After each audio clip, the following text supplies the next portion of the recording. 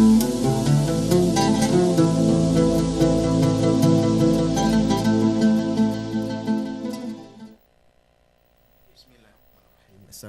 warahmatullahi wabarakatuh. Alhamdulillah wassalatu wassalamu ala Rasulillah wa ala alihi wa sahbihi wa mawala. Rabbi syrah li sadri wa yassir li amri wa hlul 'uqdatam min lisani yafqahu qawli. Rabbi zidni ilma warzuqni fahma. Para pemirsa ACTV yang dimuliakan Allah Subhanahu wa taala. Alhamdulillah, kita bersyukur pada Allah atas segala nikmat yang Allah berikan, dan kita tidak lupa bersalawat kepada Nabi kita yang mulia, Nabi Muhammad sallallahu alaihi wa ala alihi wasallam. Para pemirsa ACTV yang dimuliakan Allah Subhanahu wa taala, pada pagi ini di hari kedua Ramadan, kita akan berbicara berkaitan dengan tema, yaitu bulan Ramadan, bulan Al-Quran. Ramadan, bulan Al-Quran. Nah, tentu saja tema ini dipilih karena bila kita lihat dari sejarah Rasulullah Muhammad SAW, maka terbukti bahwa dalam perjalanan hidup Rasulullah Muhammad SAW itu Ramadan telah menjadi bulan Al-Quran sebelum menjadi bulan puasa. Jadi Ramadan baru menjadi bulan puasa adalah ketika pada tahun 2 Hijriah. Jadi setelah Rasulullah Muhammad SAW sudah tiba di kota Madinah, tahun kedua beliau berada di kota Madinah, maka mulailah diwajibkan ibadah puasa Ramadan seperti yang sama-sama kita maklumi dengan turunnya wahyu, yaitu surah Al-Baqarah ayat 183. Nah, jadi sebelum menjadi bulan puasa Ramadan, terlebih dahulu sudah menjadi bulan Al-Quran. Kita tahu bersama misalnya dalam surat Al-Baqarah ayat 185 itu dengan tegas disebutkan Ramadan adalah bulan Al-Quran. Tapi sebagai bulan puasa tentu tidak ada secara tegas, secara substansi jelas disebut bahwa ini adalah bulan puasa. Dalam 185 itu disebutkan, di ayat 185 itu Allah berfirman, ya syahrul ramadhan alladzi unzila fihi al-Quran. Bulan Ramadan diturunkan di dalamnya Al-Quran. Nah, bersama kita sudah hadir salah seorang ustadz yang sudah tidak asing lagi di layar televisi kita. Beliau bernama Ustadz Muhammad Yasin Jumadi LC. Bersama beliau kita akan bicara tema ini. Tafadhal Ustaz. Bismillahirrahmanirrahim. Assalamualaikum warahmatullahi wabarakatuh. Waalaikumsalam warahmatullahi wabarakatuh. Innal hamdalillah nahmaduhu wa nasta'inuhu wa nastaghfiruhu wa nastahdihi. A'udzu billahi min shururi anfusina wa min sayyiati a'malina.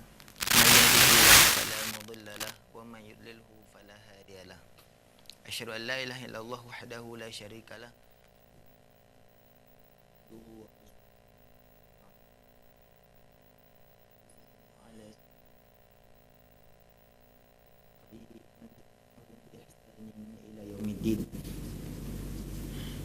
Amma ba'du, pemirsa ACTV yang dirahmati Allah, pertama sekali marilah kita bersyukur pada Allah Subhanahu wa taala atas segala nikmatnya kepada kita. Dan di antara nikmat Allah yang sedang kita rasakan adalah nikmat iman, nikmat Islam, nikmat bulan Ramadan, dan juga nikmat Al-Quran, di mana seluruh mukjizat Nabi Muhammad SAW sering kita dengar tapi tidak bisa kita melihatnya. Sementara Al-Quran adalah mukjizat Nabi yang paling besar, dan kita selalu bisa melihatnya, dan kita selalu bisa bersama Al-Quran.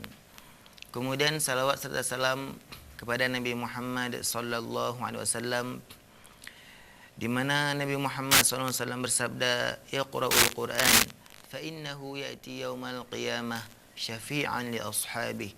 Artinya, bacalah Al-Quran, sesungguhnya Quran datang di hari kiamat memberi syafaat bagi ashabi, bagi orang yang dekat dengan Al-Quran, bagi orang yang bersahabat dengan Al-Quran. Pemirsa ACTV yang dirahmati Allah, semoga kita ini Allah mudahkan untuk menjadi sahibul Quran, sehingga Quran di hari kiamat bisa menjadi syafaat bagi kita semuanya.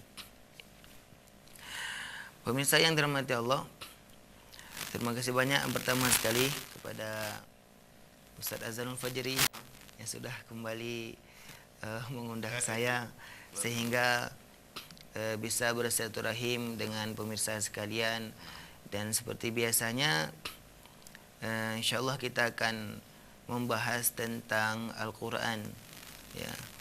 Jadi sebagaimana disampaikan oleh Ustaz Azanul tadi, bahwasanya memang sebenarnya hubungan bulan Ramadan dengan Al-Quran ini adalah sangat-sangat dekat.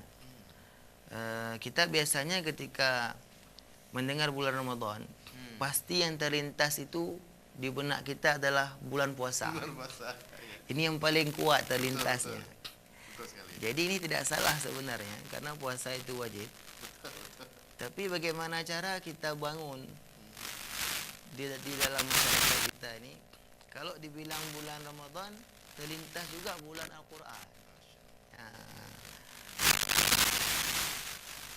Ketika kita melihat ayat Ya ayyuhalladzina amanu kutiba alaikumus shiyam kama kutiba alal ladzina min qablikum la'allakum tattaqun. Ini ayat yang dengan ayat ini kita wajib berpuasa. Betul. Tapi dalam ayat wajib puasa ini tidak Allah sebutkan kata-kata Ramadan. Ya. Walaupun kita pahami puasa wajib itu di bulan Ramadan, tapi tidak Allah sebutkan kata Ramadan. Kapan juga Allah sebutkan kata Ramadan? 2 ayat setelahnya. Yaitu Allah Subhanahu wa taala berfirman, "Syahrul Ramadhan alladzi unzila fihi al-Qur'an." Bulan Ramadan adalah bulan diturunkannya Al-Quran. Jadi Allah kaitkan langsung secara kedekatan kata. Bulan Ramadan adalah bulan diturunkannya Al-Quran, langsung berdekatan. Jadi sangat erat sekali sebenarnya hubungan bulan Ramadan ini dengan Al-Quran. Bahkan sebagaimana disampaikan oleh Ustaz Azanul tadi, bahwasanya puasa di bulan Ramadan baru wajib tahun kedua Hijriah. Maknanya 13 tahun Nabi berdakwah di Mekah, belum ada wajib berpuasa di bulan Ramadan. Setahun Nabi hijrah ke Madinah, berada di Madinah, belum wajib puasa di bulan Ramadan. Tahun kedua Nabi di Madinah, barulah wajib puasa di bulan Ramadan. Berarti setelah sekitar 15 tahun Nabi menjadi Nabi, baru ada kewajiban berpuasa di bulan Ramadan. Sementara Ramadan sebelum wajib berpuasa di bulan Ramadan, Ramadan ini sudah mulia. Sudah mulia dengan diturunkannya Al-Quran. Ya. Jadi sebagaimana firman Allah tadi, syahrul Ramadan alladzi unzila fihi al-Quran. Jadi sudah duluan mulia bulan Ramadan ini, karena dia adalah bulan diturunkannya Al-Quran. Bahkan seluruh kemuliaan lain kita melihat, misalnya Nabi Muhammad SAW, kapan beliau menjadi Nabi? Ketika beliau mendapatkan Al-Quran, barulah beliau menjadi Nabi. Sebelumnya beliau belum menjadi Nabi, dan beliau tidak tahu bahwasanya beliau itu Nabi. Ya, betul. Buktinya para ahli sejarah mengatakan ketika Nabi Muhammad SAW mendapatkan wahyu pertama di Gua Hira di Jabal Nur, beliau itu dipeluk oleh Jibril, beliau menggigil, beliau ketakutan, lari kepada Khadijah. Saking takutnya. Ya, kalau beliau mengetahui beliau adalah seorang Nabi, ya beliau tidak perlu takut lagi. Jadi karena beliau enggak tahu, makanya tanya dulu ke Waraqah bin Naufal, siapa yang datang tadi. Barulah kata Waraqah bin Naufal, itu adalah Jibril. Dan Jibril itu tidak turun kecuali kepada seorang Nabi. Jadi intinya Nabi menjadi Nabi ketika mendapatkan Al-Quran. Dan Nabi itu adalah Rasul, Rasul adalah utusan. Utusan itu memiliki tugas, sesuatu yang dibawa. Dan yang dibawa oleh Nabi adalah Al-Quran. Jadi Nabi Allah turunkan ke muka di dunia untuk menyampaikan Al-Quran. Kemudian juga di bulan Ramadan ini ada tentunya malam Lailatul Qadar, yang sangat kita harapkan kita mendapatkannya. Dan sama juga malam Lailatul Qadar ini sangat mulia karena Al-Quran Allah turunkan pada malam Lailatul Qadar. Sebagaimana firman Allah Subhanahu wa taala dalam surah Al-Qadar, yang insyaallah akan sering kita dengar nih Ustaz dari para imam kita. Betul sekali. Ya. Jadi Allah SWT berfirman, "Inna anzalnahu fi lailatul qadar." Jadi sebelum Allah menjelaskan kepada kita, menyebutkan kata-kata Lailatul Qadar kepada kita, terlebih dahulu Allah menjelaskan inna anzalnahu, yang maknanya sesungguhnya kami menurunkan Al-Quran. Setelah Allah menjelaskan menurunkan Al-Quran, baru Allah menjelaskan fi lailatul qadar, pada malam Lailatul Qadar. Pada malam qadar. Ya, pada malam qadar. Astagfirullahaladzim. Ya, pada Karena kita terbiasa dengan istilah Indonesia memang yang itu, malam Lailatul Ya. Qadar kan gitu. Ya. Ya. Okey. Jadi sangat luar biasa hubungan Al-Quran ini dengan bulan Ramadan, dan secara masyarakat kita juga kita bisa melihat syiar Al-Quran ini lebih, Ustaz, di bulan Ramadan.